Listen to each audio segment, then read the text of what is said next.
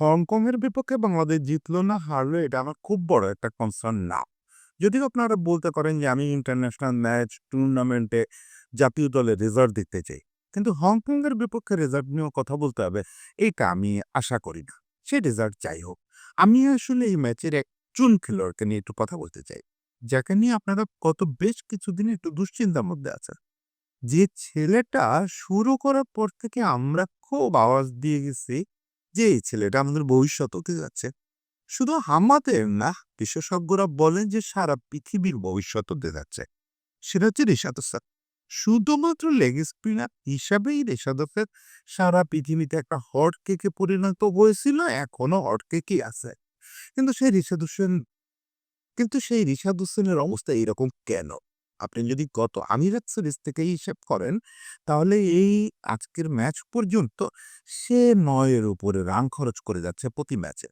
সেই তুলনায় উইকেটও খুব বেশি আসতেছে না। অথচ আমিরাত সিরিজের আগ পর্যন্ত তার রান খরচটা ছিল ৭ এর সামান্য উপরে। তার মানে প্রায় ২ করে ওভার প্রতি রান বেশি খরচ করতেছে। এবং এর ভেতরে কতগুলো ম্যাচে সে প্রায় ১৫ করে রান খরচ করছে। বেশ কয়েকটা ম্যাচে। ফলে আপনাদের একটা বিরক্তির কারণ হয়েছে যে রিশাদ কি ফুরায় যাচ্ছে কিনা? রিশাদ কি তাহলে চলে না? রিশাদকে নিয়ে রিকি পন্টিংরা যা বলতেছে এগুলো কি বেশি বলতেছে? নাকি রিশাদ ভুল পথে চলতেছে? আমি একটু রিশাদকে নিয়ে একটু বলতে চাই যে রিশাদের কিছুটা ভুল করছে। আবার সেই ভুল সত্ত্বেও রিশাদ যে জায়গায় আছে সেইটা কি আসলে দুশ্চিন্তা করার মতো কি না আদৌ? সেই দুটো পয়েন্টই একটু অল্প করে বলি। এডিটোরিয়ালে তো আর খুব লম্বা করে আমি বলি না, তারপরে একটু অল্প করে করি। প্রথমত হচ্ছে রিশাদের এই ক্রাইসিসটা কেন হলো? রিশাদ যখন ইন্টারন্যাশনাল ক্রিকেট শুরু করলো বা তার আগের অবস্থায় যদি আপনি দেখেন, তাহলে রিশাদ মূলত একটা জেনুইন টপ স্পিনার ছিল। আমি বলি ছোটদের অনিল কুম্বলে। লম্বা মানুষ, জায়গায় বল ফালায়, বলটা লাফ দিয়ে উঠে সোজা চলে যায়। কোনো টার্ন নেই। অর্থোডক্স আনঅর্থোডক্স কোনো টার্ন তার ছিল না। কিন্তু দারুণ অ্যাকুরেসি এবং দারুণ একটা লেগ। এরকম বোলারকে আধুনিক টি-টোয়েন্টি খোঁজে। এরকম লেগ স্পিনারদের। আপনি দেখবেন এখন যারা পৃথিবী জুড়ে লেগ স্পিনাররা খুব তাকড় দেখাচ্ছে। টি-টোয়েন্টিতে হঠাৎ করে লেগ স্পিনের খেলা হয়ে গেছে। তারা কারা? তারা কোনো তেমন ভেরিয়েশন পারে? করে। রশিদ খান ভেরিয়েশনের মাস্টার। রশিদ খানের চেয়ে বড় ভেরিয়েশন আধুনিক যুগে খুব কম লোক করে। কিন্তু সেও কি টি-টোয়েন্টিকে খুব বেশি ভেরিয়েশন করে? না, করে না। সেও মূলত ওই ফ্ল্যাট বোলিং, টাইট লেন্থে বল, অ্যাকুরেট বল এটার উপরেই বেশি ভরসা করে। ফলে বিশাদকে তখন মনে হলো যে টি-টোয়েন্টির জন্য একটা হ্যাসেট হতে যাচ্ছে। আল্টিমেটলি তাই হলো। শুরুতে আমরা দেখবেন যে রিশাদ টি-টোয়েন্টিতে আঁটো-সাঁটো বল করে, উইকেট যাই বাক সমস্যা নেই। সঙ্গে রিশাদের ব্যাটে একটা ব্যাপক পাওয়ার আছে। ২ টা মিলে আমরা বললাম একটা টি-টোয়েন্টি প্যাকেজ পেয়েছি। এখন রিশাদ তো একজন লেগ স্পিনার। আর রিশাদের মেন্টর হচ্ছেন সর্বকালের অন্যতম সেরা বোলার, সেরা লেগ স্পিনার মোশতাক তাই।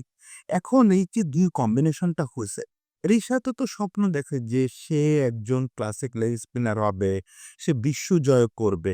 এরকম একটা স্বপ্ন দেখে। এবং তার পাশে যেহেতু মুশতাক ভাই আছে প্রায় সারা বছর, তাহলে মুশতাক ভাইও তার ভিতরে ওই স্বপ্নটা ঢুকাচ্ছে। ফলে রিশাদ তার বোলিংয়ে কিছু বেসিক চেঞ্জ আছে। যেটা আমরা ১ম খেয়াল করলাম হচ্ছে যখন ২০২৪ যে টি-টোয়েন্টি বিশ্বকাপ হলো, সে টি-টোয়েন্টি বিশ্বকাপে। যে ও একটু উইকেটের সহায়তা পেলে দারুণ অর্থোডক্স টার্ন করাচ্ছে।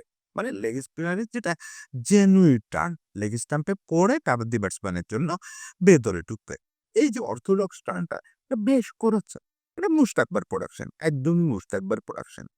এই জিনিসটা করার সঙ্গে এই জিনিসটাও সে সফল ছিল। টার্নিং উইকেটে বা যেকোনো ধরনের উইকেটে, ফ্ল্যাট উইকেটেও সে এই টার্নটা করাইতে পারতেছিল। খুব ভালো করাইতে পারতেছিল। এর পরের ধাপে সে আরেকটা ভেরিয়েশন যোগ করতে গেল। সেটা হচ্ছে বলের ডিপ বাড়ালো। এইটা করতে গিয়ে একটু এলোমেলো হয়ে গেল ব্যাপারটা। ওর যে ওই ১ম বেসিকটা, ওই বেসিকটা একটু নষ্ট হয়ে গেছে। অ্যাকুরেসি কমে গেছে। লেংথ কখনো ফুলার হয়ে যাচ্ছে। মারাত্মক ফুলার হয়ে যাচ্ছে। আজকাল টি-টোয়েন্টিতে সব ধরনের স্পিনারের লেন্থ একটু বড়। আগে যেরকম স্পিনারদের লেন্থটা একটু খাটো ছিল, মানে যেটাকে এখন আমরা শর্ট অফ লেন্থ বলি, এটা কিন্তু আগের লেগ স্পিনারদের ঘুরতেন। কিন্তু এখন এটা শর্ট অফ লেন্থ হয়ে গেছে। তো ও যেটা হচ্ছে, ওর ক্ষেত্রে যেটা শর্ট অফ লেন্থেও থাকতেছে না। ও হয় ফুলা করে ফেলতেছে, নতুবা একদম শর্ট আপ হয়ে যাচ্ছে। শর্ট লেন্থ হয়ে যাচ্ছে। এর কারণ হচ্ছে ওই যে বেশি ডিপ করতে যাচ্ছে। এই ডিপটা তাকে একটা বিপদে ফেলে দিছে। মানে অ্যাকুরেসি কমে গেছে। অ্যাকুরেসি কমে গেলে কি হয়? পিটুনি বেশি খায়।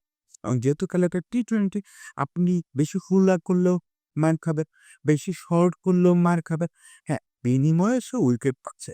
আজকে এই আলোচনাটা যদি আমি ২০২৫ সালে না করে ১৯৯৩ সালে করতাম এবং রিশাদ যদি একজন জেনুইন টেস্ট বোলার হতো, তাহলে কিন্তু আমি বলতাম যে রিশাদ যা করতেছে এইটাই দুর্দান্ত, এইটাই তরকা। রিশাদ রান দিয়ে উইকেট কিনে নিচ্ছে। কিন্তু প্রবলেম হচ্ছে রিশাদকে খেলতে হচ্ছে টি-20 এখানে রান দিয়ে উইকেট কেনার অপশনটা তুলনামূলক কম। অন্তত আমাদের দেশের বাস্তবতায় এটা একটু কম। ওকে ওই স্বাধীনতা দেওয়ার সুযোগ নাই আমাদের। আমাদের ওরকম কোয়ালিটি ব্যাটসম্যান নাই, ওকে সাপোর্ট করার মতো দুর্দান্ত কৃপণ বোলার নাই। ফলে রিশাদের রান লিক করার সুযোগও নাই। ওই স্বাধীনতা ওকে আমরা দিব না। ওরা গরিব মানুষ আমরা, গরিব মানুষের বিলাসিতা করার সুযোগ নাই। কিন্তু ও কিন্তু শুধুমাত্র এই কারণে এই যে ডিপ বাড়ছে, অর্থোডক্স টার্ন বাড়ছে এবং লেন্থের ভেরিয়েশন বাড়ছে, সে কারণে ইন্টারন্যাশনাল কদর আবার বাড়তেছে। আপনি দেখেন ওকে ওভার টেডিকেন গত বছর টিমে নিছে সেটা রিকি পন্টিং নিজে ওকে কল করছে। কল করে টিমে নিছে। তারপরে ওকে যেতে দেয় নাই বিসিবি।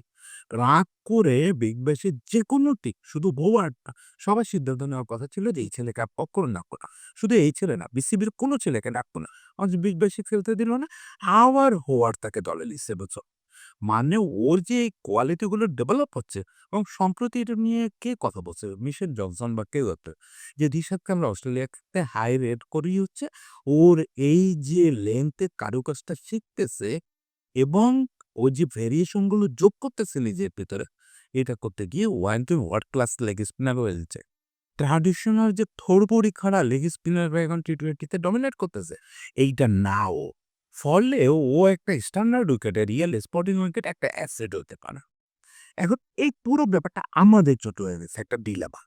বিশ্ব যেখানে দেখতেছে রিশাদকে অ্যাসেট হিসাবে যে রিশাদ যে কাজগুলো করতেছে এই কাজগুলো হ্যাঁ, কিছু তো ফাইন টিউন আরো করতে হবে। সেটা যেহেতু মুশতাক ভাই সঙ্গে আছে আরো ফাইন টিউন হবে। নিশ্চয়ই লেন্থের ব্যাপারটা আরো বোঝাবুঝি হবে। সেগুলো বাদ দিলেও রিশাদ এখন যেটা করতেছে সেটা হচ্ছে রান দিয়ে উইকেট কিনতেছে। আপনি যদি এত সব টেকনিক্যাল কচকচানি বাদ দেন, সব ভুলে যান। আমি কি বলছি কিচ্ছু মনে রাখার দরকার নেই। শুধু এটুকু মনে রাখেন যে রিশাদ এখন উইকেট কিনতেছে। যেটা লেগ স্পিনারের আদি ও অকৃত্রিম কাজ। চিরকাল সেই একদম আপনি যদি আদিকাল থেকে দেখে আসতে থাকেন, তাহলে দেখবেন যে লেগ স্পিনার মাত্রই মূল কাজ হচ্ছে উইকেট কেনা। সেই কাজটার জন্য কিন্তু তাকে পৃথিবী খোঁজে। তাকে বিগ ব্যাশ খোঁজে, পিএসএল খোঁজে। কারণ যেসব টিমে তাকে খোঁজা হয় ওই টিমগুলোতে তাকে সাপোর্ট করার লোক আছে। যে তুমি ১০ ওভারে ৩৫ রান দিয়ে আসো, কোনো সমস্যা নেই। কিন্তু আমাকে গুরুত্বপূর্ণ ৩ টা উইকেট এনে দিতে হবে রে বাবা। এই কাজটা রিশাদকে ওরা হোভার্ড করাইতে পারবে। কিন্তু আমাদের প্রবলেমটা কোথায় দেখেন? বাকি যে ওর সঙ্গে সাপোর্ট করার জন্য যে বাকি ৪ জন বোলার, তারা তো ওই টাইটনেসটা রাখতে পারতেছে না। তারা রিশাদের কাছাকাছি খরচ করে ফেলতেছে। ফলে টোটাল রান বেড়ে যাচ্ছে। আরেকটা ব্যাপার হচ্ছে রিশাদের যে ইউজটা বাইরের দেশগুলো হলে করতো বা ফরওয়ার্ড করবে, রিশাদকে ৫, ৬ বা ৭ দিয়ে ব্যাটিং করানো। প্রয়োজনে রিশাদকে একদম পাওয়ার প্লেতে পাঠায় দেওয়া যে ১, ২, ৩ এ চলে যাও। রিশাদের যে পাওয়ারটা আছে হাতে ওটাকে কাজে লাগানো। সেটাও আমরা লাগাচ্ছি না। আরেকটা বড় সমস্যা হচ্ছে আমাদের কোন ব্যাটসম্যান নেই। মানে আমাদের ব্যাটিং অনেক ভালো হচ্ছে। আমাদের ব্যাটিং অনেক ভালো হচ্ছে আগের চেয়ে। স্টিল রিশাদের কারণে যদি আমাদের স্কোরটা প্রতিপক্ষের স্কোরটা 180 পার হয়ে যায়, আমাদের মাথায় বাজ পড়ে। আমরা 180 তে চেস করতে শিখি নাই। ফলে আমাদের কাছে মনে হয় রিশাদ ম্যাচ হারায় দিচ্ছে। কিন্তু আমাদের যদি মানে সত্যিকারের একটা টি-20 দল থাকতো, যারা ক্যাপাবল, তাদের কাছে রিশাদের ওই ৩ উইকেটের দাম ওই ১৮০ পার হয়ে যাচ্ছে বেশি হতো। তখন তারা দেখতো ব্যাপারটা এইভাবে যে ১৮০ র জায়গায় তো ২০০ হয়ে যেত যদি রিশাদ ৩ উইকেট না নিত। ফলে রিশাদ যা খরচ করছে করুক। আমরা এবার ১৮০ চেস করব। আমাদের না আছে সেই চেস করার মতো ব্যাটসম্যান। নিশ্চয়ই খুব দ্রুত এরাই পরিপক্ক হয়ে সেই জায়গায় যাবে। না আছে ওকে সাপোর্ট করার মতো বোলার।